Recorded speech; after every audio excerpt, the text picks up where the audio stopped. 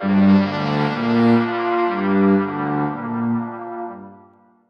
you hear the name John F. Kennedy, what immediately springs to mind? For many, it's an almost mythical figure. Charisma, youth, enduring tragedy, a symbol of American potential that, for some, feels like it was cut short. Today, we're embarking on a deep dive into the fascinating sources you shared about JFK. Our mission is to really go beyond the legend, to truly understand the man, his policies, and the profound, undeniable impact he had on America, and indeed, on the entire world.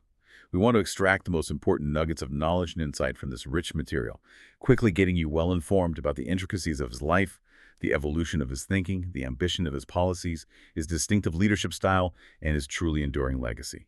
You're going to uncover some surprising facts and gain key insights into the unique blend of his personal journey, his immense political ambition, and those pivotal, high-stakes historical moments he navigated.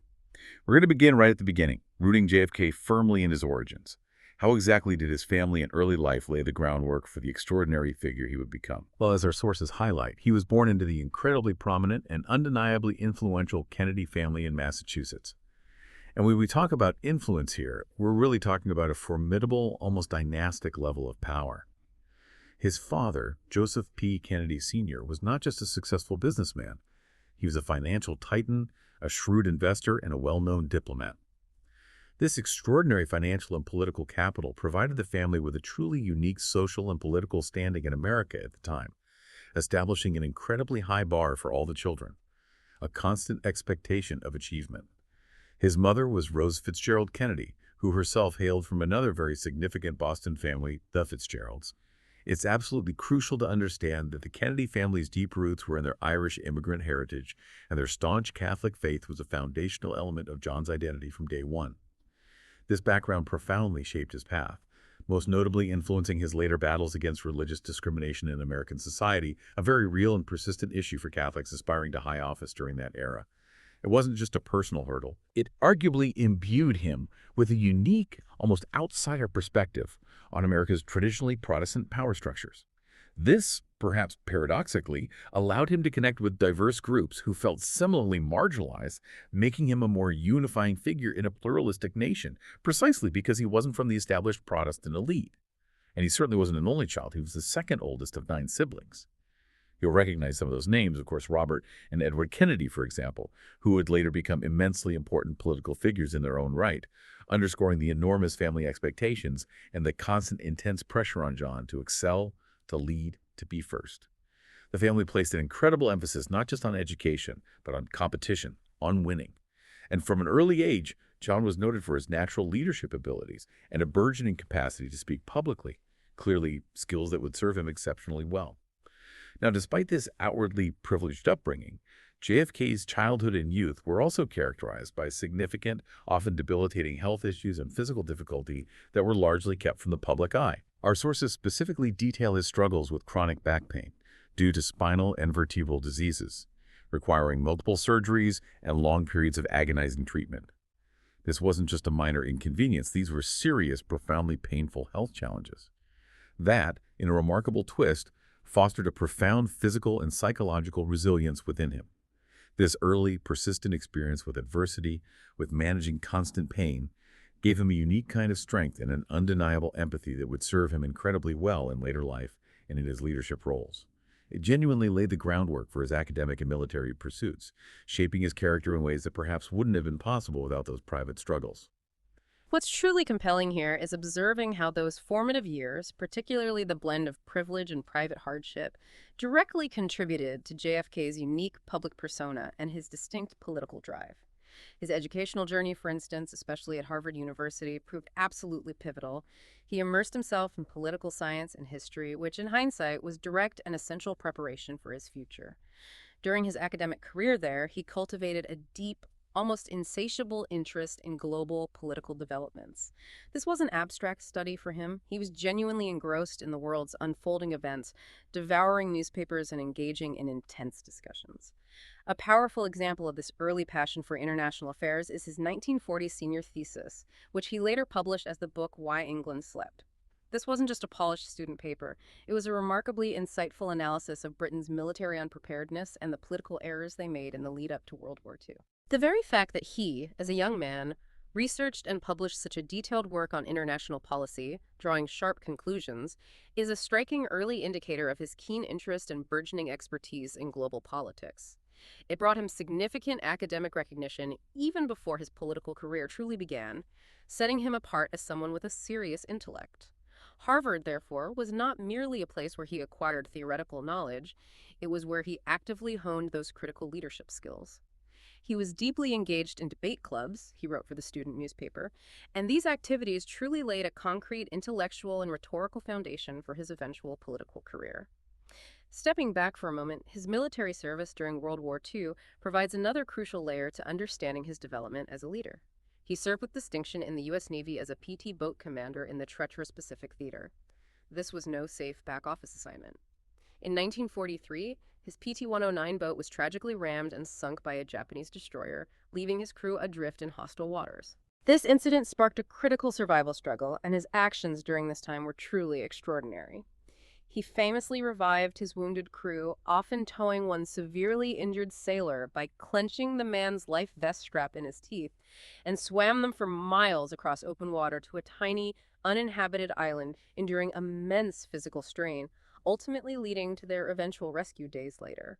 This powerful, heroic anecdote resonated widely in the media, solidifying his image as a national hero even before he formally entered politics, making him a household name. This crucible of combat and survival profoundly influenced his leadership style. It forged qualities like remarkable calmness under immense pressure, an unwavering sense of personal responsibility for his men, and a deep understanding of teamwork and resilience.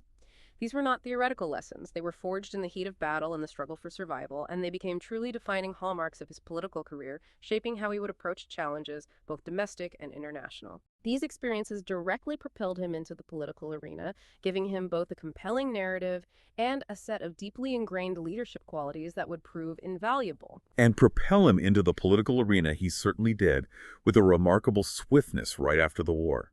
His rise was almost meteoric, signaling a profound strategic shift in how politicians would campaign and connect with the public in the decades that followed. JFK immediately immersed himself in politics after the war, and he quickly gained traction. In 1947, he successfully ran for and was elected to the U.S. House of Representatives from Massachusetts, serving 3 terms. Just 6 years later, in 1953, he made the leap to the U.S. Senate, again winning a hotly contested race. His time in the Senate was absolutely crucial. It really cemented his presence in national politics. He wasn't just a backbencher either. He was particularly active on committees related to foreign policy and labor, demonstrating an early and sophisticated grasp of complex national and international affairs. For instance, he served on the Senate Labor and Public Welfare Committee, actively pushing for reforms related to workers' rights and social welfare, issues that laid the groundwork for his later New Frontier vision. His political discourse during this period was clearly defined and forward-looking. He consistently championed liberal reforms and social justice, which at the time effectively positioned him as a youthful, energetic alternative to what was broadly perceived as the more conservative political establishment of the era. And remember that context we touched upon earlier, his Catholic identity. This wasn't just a personal detail. It infused his public advocacy with a deeply personal conviction as he actively engaged in combating religious discrimination in America, particularly as he began to contemplate higher office. Now, let's turn our attention to the transformative 1960 presidential campaign. This election wasn't just another political contest. It marked a definitive, undeniable turning point in American history, largely due to the unprecedented role of television. This was a fierce, nail-biting contest against his Republican rival, Richard Nixon. Here's where the real revolution in campaigning happened. Kennedy's youthful, charismatic, and incredibly polished appearance profoundly affected television viewers in a way no candidate had before. His confident, relaxed, and seemingly effortless demeanor during those first-ever televised debates stood in stark contrast to Nixon's noticeably pale, tired, and somewhat uncomfortable look, especially under the unforgiving studio lights. Oh, absolutely. That visual element became, well, decisive for many voters. Right. This visual impact was immense, giving Kennedy a significant, some might say almost unfair, advantage in the eyes of millions of Americans watching at home. It truly was the dawn of a new era in political campaigning, where the mastery of nonverbal communication and visual presentation began to rival, and for many voters, perhaps even overshadow the substance of policy. It really did. It fundamentally altered the qualities people started looking for in a leader, didn't it? The medium itself became part of the message. Exactly. And beyond his polished image, his campaign promises were robust and forward-looking, speaking directly to the anxieties and aspirations of the nation. He introduced his core campaign themes, addressing the pressing issues of the Cold War, the state of the American economy, the burgeoning civil rights movement that was gaining urgent momentum, and the broad spectrum of international relations. He famously proposed his New Frontier program, a sweeping vision that promised progress in vital areas like social reform, education, healthcare accessibility, and technological advancement. This vision, this call to national purpose, resonated deeply. His campaign found particular resonance and garnered significant support among young voters and minorities, signaling a powerful shift in American politics, hinting at a new demographic energy that would shape the future of the Democratic Party and the nation. So once he reached the highest office, the presidency, what did he actually do with that immense power, and how did he navigate the turbulent waters of the early 1960s? Well, Kennedy's presidency, though tragically brief, lasting from 1961 to 1963, is indeed considered a profound turning point for both America and the world. It was marked by extensive proposed reforms, incredibly complex and dangerous international crises, and significant social developments that would shape the latter half of the 20th century. Domestically, his administration largely focused on stimulating economic growth. He pursued policies including a significant proposed across-the-board tax cut, arguing it would spur consumer spending and investment, alongside substantial infrastructure investments, all designed with the overarching aim of reducing unemployment and invigorating a somewhat stagnant national economy. He also put forward ambitious proposals for reforms in critical areas like education, advocating for increased federal aid to schools and health, proposing what many saw as precursors to Medicare for the elderly, demonstrating a broad and progressive vision for national improvement. Crucially, he also showed an evolving and eventually decisive support for the nascent civil rights movement. While initially cautious not to alienate conservative Southern Democrats whose support he needed for other legislative goals, the moral urgency of the movement, particularly after events like the Birmingham campaign and Governor George Wallace's stand at the University of Alabama, compelled him to act more boldly. Our sources note his increasingly strong messages of support, culminating in his pivotal speech in June 1963, where he called civil rights a moral issue and pushed for comprehensive civil rights legislation even before the monumental 1963 March on Washington. But he faced roadblocks, didn't he? In Congress. He did. This raises an important question, however. Despite his visionary proposals, especially domestically, he faced significant and entrenched opposition in Congress, particularly from a coalition of conservative Republicans and Southern Democrats. This political friction unfortunately prevented him from implementing many of his most ambitious proposed reforms during his lifetime, showing that even with immense popularity and charisma, the wheels of legislative change can turn slowly and with great difficulty. When we turn to foreign policy, Kennedy's agenda was exceptionally intense, cast under the long and terrifying shadow of the Cold War. His administration's focus was almost entirely consumed by critical developments concerning Cuba, the formidable Soviet Union, the tense Berlin crisis, which saw the erection of the Berlin Wall, and significantly, the escalating conflict in Vietnam, where he dramatically increased the number of American military advisors. The most defining and perilous event of his presidency, arguably of the entire Cold War, was the Cuban Missile Crisis in October 1962. It's truly compelling to consider how the Soviet attempt to secretly place nuclear missiles in Cuba brought the world to the very brink of nuclear annihilation. For 13 terrifying days, the world held its breath, acutely aware of the existential stakes. 13 days. It's almost impossible to imagine the pressure. Unimaginable. And Kennedy's response was a masterclass in crisis management under that pressure. He adopted a resolute yet remarkably balanced stance, resisting calls for immediate military invasion and combining both firm diplomatic overtures, including secret back-channel negotiations, with carefully calibrated military steps, such as a naval blockade of Cuba. This nuanced approach ultimately led to a peaceful resolution of the crisis, with the Soviets agreeing to withdraw the missiles in exchange for a U.S. pledge not to invade Cuba and a secret agreement to remove U.S. missiles from Turkey. So that resolution, that was really a pivotal moment. Absolutely. It made it a truly pivotal moment in preventing what could have been a catastrophic nuclear conflict. It showcased his ability to navigate extreme peril with strategic thought, a clear vision, and an impressive capacity for restraint. Beyond the immediate crises, Kennedy also elevated the space race to an unprecedented national priority, transforming it into a clear, tangible national objective. His strong and unwavering support for NASA led directly to the concrete and ambitious goal, declared in his famous 1962 Moon speech at Rice University, of sending a human to the Moon and returning them safely to Earth by the end of the decade. That moonshot goal captured everyone's imagination. It really did. Considering the broader historical context, this commitment wasn't just about beating the Soviets in a technological sprint. It ignited the public imagination on an unprecedented scale, fostering a sense of national purpose and pride.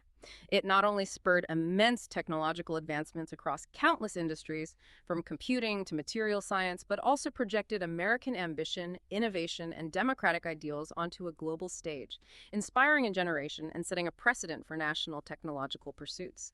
His impressive ability to manage these incredibly complex and high-stakes issues was inextricably linked to his unique public presence, which itself became iconic. Absolutely. His ability to manage those complex international and domestic issues was deeply intertwined with his unique, cultivated public presence. Kennedy's impact extended far beyond mere policy.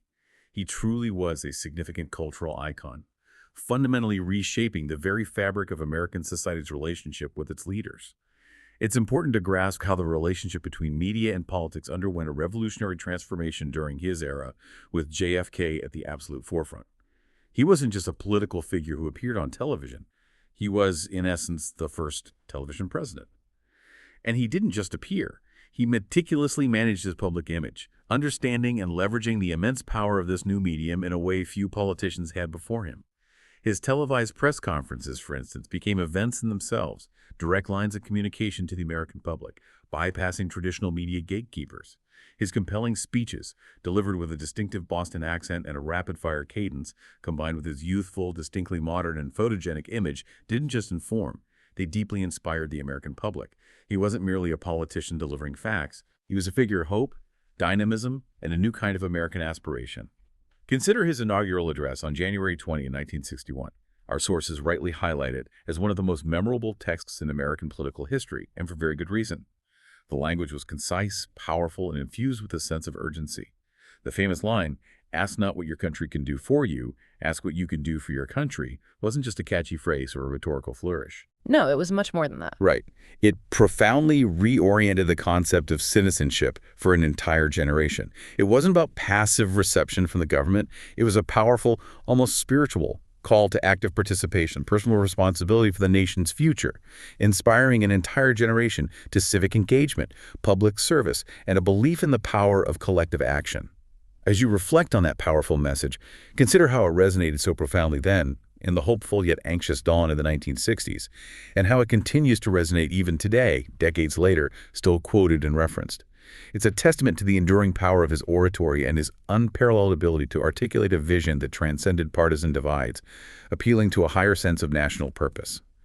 So what enduring legacy did this charismatic leader leave, particularly after such a tragically abrupt end to his life and presidency? The tragic and abrupt end to JFK's life and the lasting impact it had on the nation and his subsequent legacy is an absolutely essential and deeply painful part of his story.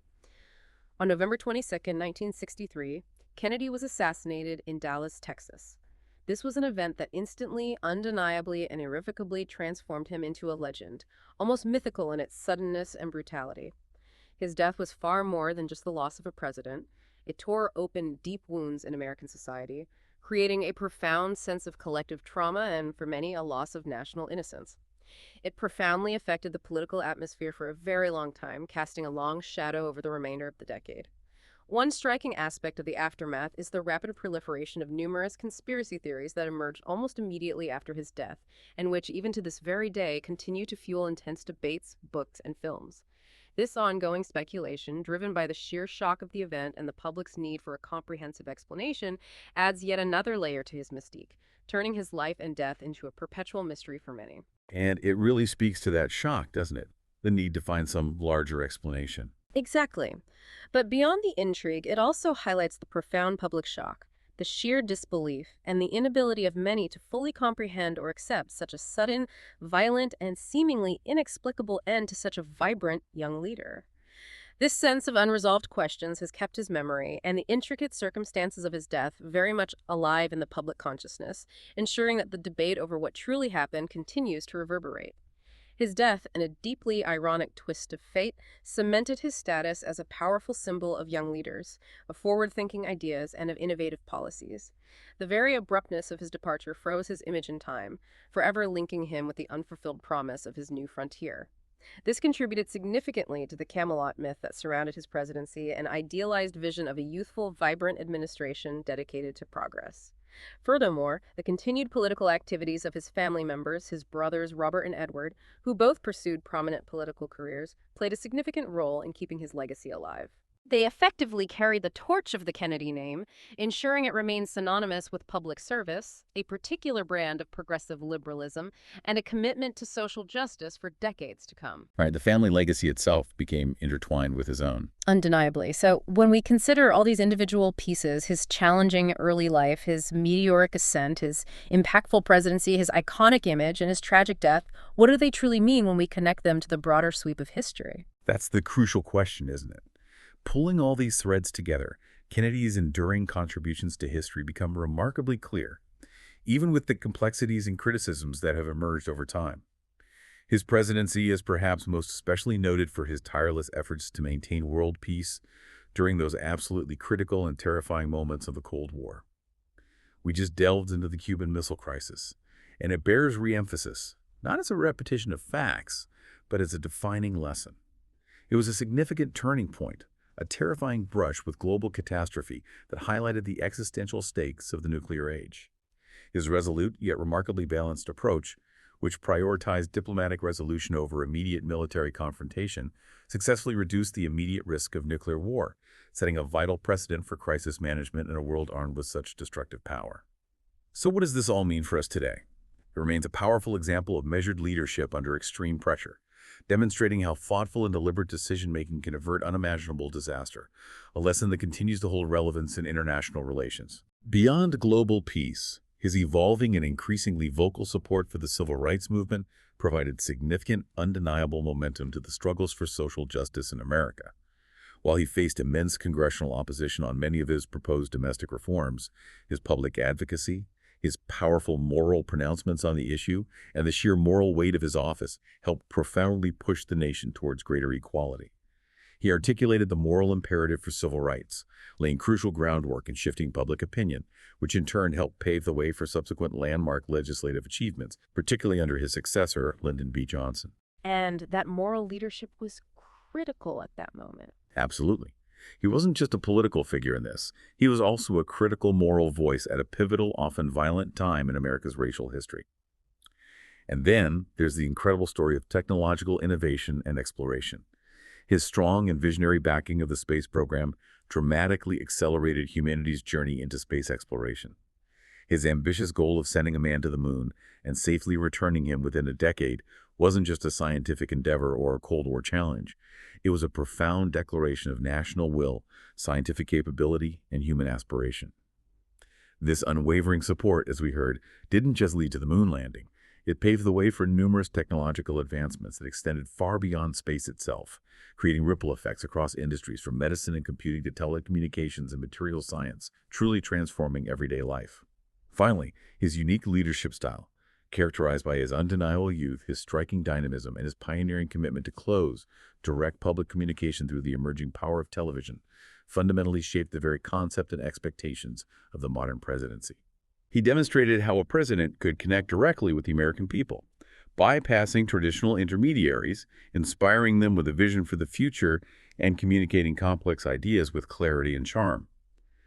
Kennedy remains a profoundly complex and endlessly fascinating figure, simultaneously a celebrated hero and a tragic icon, continuing to leave an indelible, often debated mark on modern politics and culture. Considering the broader historical context, John F. Kennedy stands as one of American history's most influential and undeniably charismatic leaders. His life, his brief yet impactful presidency, his ambitious policies, and the utterly tragic circumstances of his death undeniably shaped the destiny of both the United States and the wider world. From his early health battles that silently forged his resilience and empathy, to his masterful and decisive handling of the Cuban Missile Crisis that prevented global catastrophe, he demonstrated a truly unique blend of inner strength, strategic vision, decisive leadership, and an unparalleled ability to communicate. His impact on how we view leadership, the role of media in politics, and the responsibilities of global power is immense and continues to resonate deeply in our contemporary world. So, as you reflect on this deep dive into the life and legacy of John F. Kennedy, consider this. How much of his enduring mystique and place in history is truly tied to his actual achievements, the policies he managed to enact, the crises he deftly navigated, the inspiration he undeniably provided? And how much of it is inextricably linked to the profound sense of promise and unfulfilled potential that was so tragically and abruptly cut short? What does his extraordinary story, with all its triumphs and tragedies, tell us about the power of aspiration, the ever-evolving nature of leadership in an increasingly public age, and our enduring human fascination with what might have been? We truly encourage you to continue your own exploration of these compelling themes.